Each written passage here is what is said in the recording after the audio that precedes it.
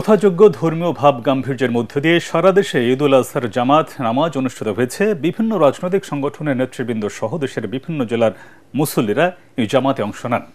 দেশের সমৃদ্ধি ও শান্তি কামনায় মোনাজাত করা হয়। প্রতিনিধিদের পাঠানো তথ্য নিয়ে রিপোর্ট করছেন শরফুল আলম।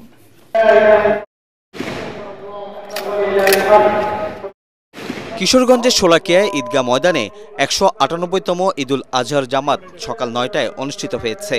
নামাজে ইমামতি করেন বড়বাজার মসজিদের খতিব মাওলানা আবুল খায়ের মোহাম্মদ সাইফুল্লাহ। নামাজে অংশ নেওয়ার জন্য মুসল্লিদের সুবিধার্থে ২টি বিশেষ ট্রেনের ব্যবস্থা করে রেল কর্তৃপক্ষ।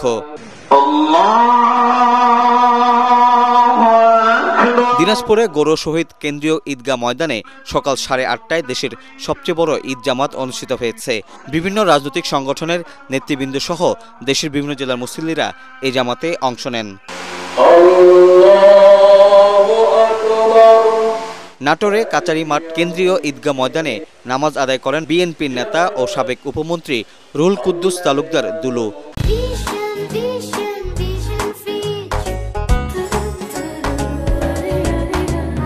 নামাজ শেষে দেশ ও জাতির কল্যাণ কামনায় বিশেষ মোনাজাত করা হয়।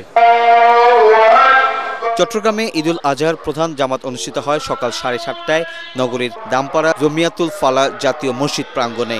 City mayor doctor Shahadat Hossain সহ বিভিন্ন রাজনৈতিক দলের নেতা ও নগরীর বিশিষ্ট নাগরিকরা এই জামাতে অংশ নেন।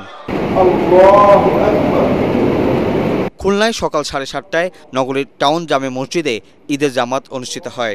বিভিন্ন রাজনৈতিক দলের নেতা, ব্যবসায়ী ও প্রশাসনের ঊর্ধ্বতন কর্মকর্তারা এই জামাতে অংশ নেন। জামাতে ইমামতি করেন টাউন মসজিদের খতিব অধ্যক্ষ মাওলানা মোহাম্মদ সালেহ।